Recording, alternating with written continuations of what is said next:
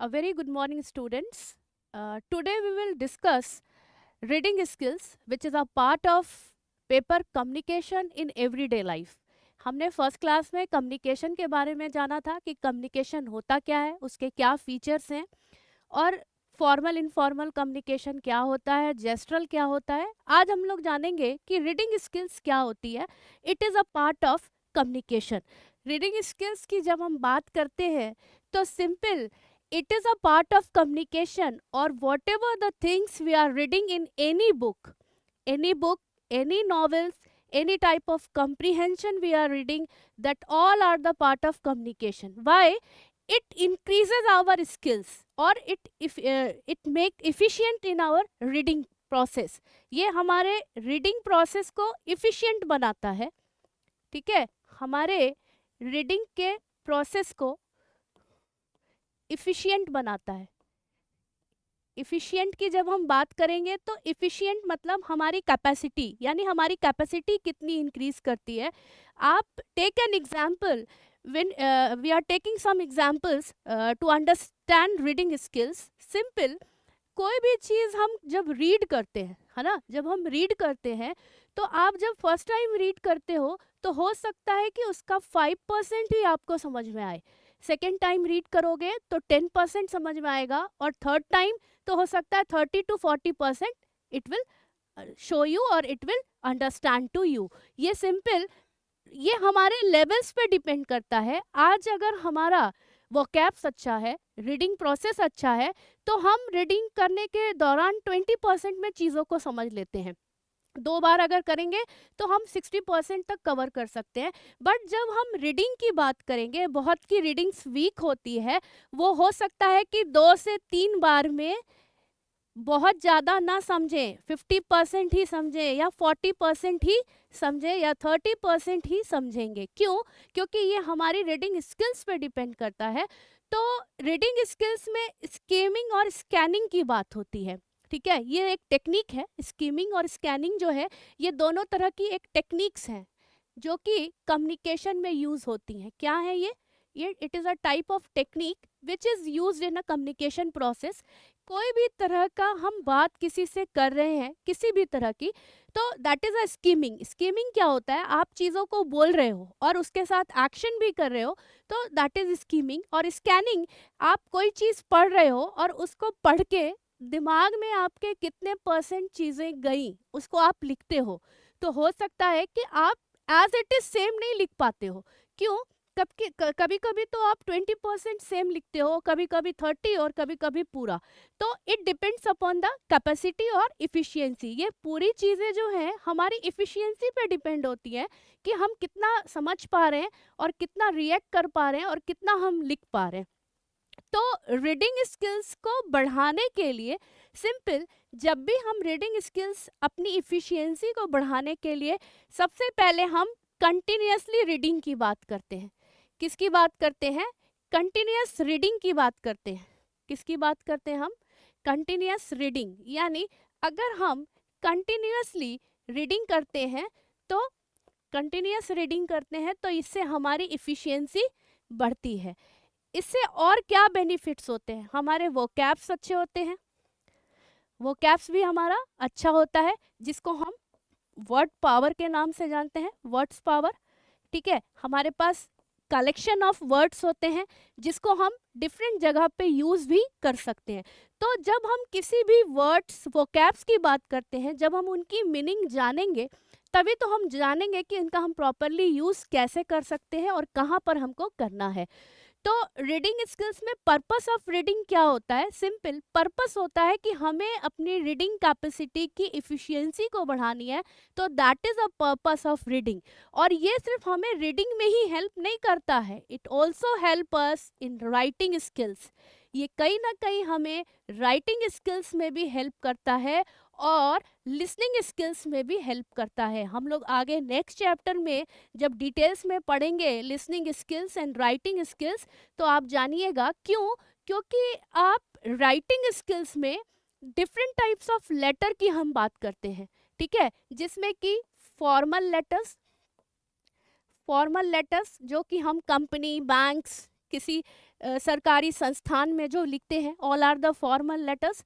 और informal letters की भी हम बात करेंगे नेक्स्ट क्लास में कि इनफॉर्मल लेटर्स में क्या होता है। इनफॉर्मल लेटर्स जो होते हैं, जैसे आपने अपने पापा को लिखा, मदर को लिखा, मम्मी को, फ्रेंड्स को लिखा, तो any types of friends letter is also a part of informal letter. ठीक है, तो जैसे जैसे हम रीडिंग, जो पर्पस है रीडिंग का, ये हमारी इफ़िशियंसी को बढ़ाता है, हमें वोकैब्स का वर्ड पावर देता है, वोकैबलरी हमारी अच्छी होती है। ठीक है, हमारी राइटिंग स्किल्स को भी इम्प्रूव करता है, हमारे ग्रामर को भी इम्प्रूव करता है कहीं ना कहीं। क्यों? क्योंकि आप देखना, जब आप कंटिन्यूसली रीडिंग करोगे, डेली आप रूटीन वर्क में डालो कि आप 10 मिनट रीड करते हो कोई भी पैसेज, कोई भी topic, even you are reading newspaper, तो आप अपने आप में बहुत चेंजेस देखोगे और इम्प्रूवमेंट्स देखोगे। उसके बाद जब हम कंप्रीहेंशन की बात करते हैं, कंप्रीहेंशन या किसी भी तरह का पैसेज, आजकल डे टू डे लाइफ में हम बहुत से कॉम्पिटिशन्स की तैयारी करते हैं, बैंकिंग्स की, एसएससी की। तो जब आप रीडिंग करते हो तो आप टाइमिंग पर डिनोट करते हो, क्योंकि कॉम्पिटिटिव एग्जाम्स आप जब फेस करते हो तो हमें टाइम पर ध्यान देना होता है कि हम उस पैसेज को कितनी देर में पढ़ के सॉल्व कर पा रहे हैं। तो सबसे पहले क्या होता है कि उस पैसेज को हम, अगर हमारे पास 15 मिनट का टाइम है, तो 15 मिनट्स में उस पैसेज को हमें समझ के सॉल्व करना होता है। क्वेश्चंस हमें सॉल्व करने होते हैं। क्या करने होते हैं? क्वेश्चंस हमें सॉल्व करने होते हैं, that in that with in that 15 minutes. तो हमारा जो टाइम होता है वो एक प्लानिंग वे में होना चाहिए, कि हम प्लान कर रहे हैं और उसके बाद हम प्लान करके और चीज़ों को बता रहे हैं। तो विद इन दैट 15 मिनट्स हमें पढ़ना भी है, समझना भी है और क्वेश्चंस को हमें बनाना भी है। तो सिंपल, तो कॉम्प्रिहेंशन आपको समझ में आ जाएगा कि डिटेल कॉम्प्रिहेंशन, यानी चीज़ों को समझ के और उस पर फिर आप अपना काम करते हो। बुक्स रीडिंग, सिंपल, आपका जिस टाइप की बुक्स में, यानी जिस साइड आपका इंटरेस्ट है, स्टोरी बुक्स, नॉवेल्स और एनी टाइप ऑफ बुक्स जिसमें आपका सब्जेक्ट बुक भी, अगर आपका उसमें इंटरेस्ट है तो आप बुक्स को रीडिंग करोगे तो उसमें भी आपको पता चलेगा कि how you will improve and how your efficiency increases. आपकी उससे भी इफ़िशियंसी जो है इंक्रीज करती है। उसके बाद है रीडिंग नॉवेल्स। आज हम किसी भी तरह का नॉवेल्स रीडिंग करते हैं, जो भी आपको अपना, जो भी आपका पसंद हो, जो भी आपकी हॉबी हो, क्योंकि बहुत तरह के नॉवेल्स होते हैं, स्टोरी नॉवेल्स है ना, लव स्टोरी नॉवेल्स, और कुछ अलग अलग ड्रामेस्टिक्स बहुत तरह के होते हैं। तो जो नॉवेल्स हम रीडिंग करते हैं वो भी हमको कहीं ना कहीं हमारे को इफ़िशियंट बनाती है, इफ़िशियंट बनाती है। और लिखने के लर्निंग, रीडिंग तो हमारा अच्छा होता है, इवन राइटिंग भी अच्छा होता है हमारा। क्या हो जाता है? राइटिंग भी अच्छा होता है। और सबसे बड़ी चीज़, लिसनिंग पावर आपका बढ़ता है। और लिसनिंग के बाद आपकी जो मेंटल कैपेसिटी है, मेंटल कैपेसिटी भी आपकी बढ़ती है।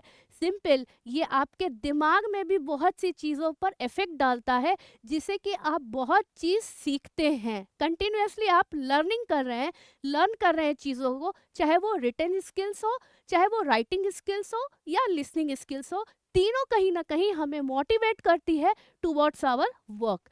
तो simple, purpose of reading clear होगा, कंप्रीहेंशन, पैसेज क्लियर होगा, बुक्स रीडिंग क्या होती है ये भी मैंने आपको डिटेल में बताया, और नॉवेल्स रीडिंग क्या होती है ये भी हम जाने हैं। अब हम लोग नेक्स्ट क्लास में जानेंगे कि लिसनिंग स्किल्स क्या होती है, राइटिंग स्किल्स क्या होती है। ऐसे कि हम आपको शॉर्ट में बता देते हैं कि जब हम राइटिंग स्किल्स की बात करेंगे, तो राइटिंग स्किल्स की जब भी हम बात करेंगे तो हम ग्रामर की बात करेंगे। ये चीज़ थोड़ा सा बता देती हूँ, बहुत ज़्यादा हम लोग डिटेल में नहीं जाएंगे, फिर हम नेक्स्ट क्लास में डिस्कस करेंगे। राइटिंग स्किल्स की जब हम बात करेंगे, राइटिंग स्किल्स की जब हम बात करते हैं, तो basically it depends upon the grammar. Basically it depends upon grammar. ठीक है, ग्रामर यानी यहाँ पर सिंपल, जब हम ग्रामर वर्ड का बात करेंगे तो use of noun, pronoun,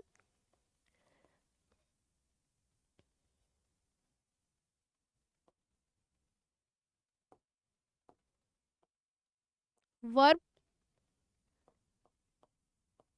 adverb and many things, part of speech, और भी बहुत से जानेंगे हम आगे। तो हम सिंपल समझते हैं कि जब हम राइटिंग स्किल्स की बात करते हैं तो राइटिंग स्किल्स बेसिकली किस पे डिपेंड है, हमारा राइटिंग स्किल्स जो है हमारा डिपेंड है किस पे, वो ग्रामर पे डिपेंड है, नाउन, प्रोनाउन, वर्ब, एडवर्ब, और आगे हम और भी कुछ जानेंगे। आज इतना ही हम लोग क्लास में बात करते हैं। Thank you, have a nice day, और if you have any query, any doubt, you can ask.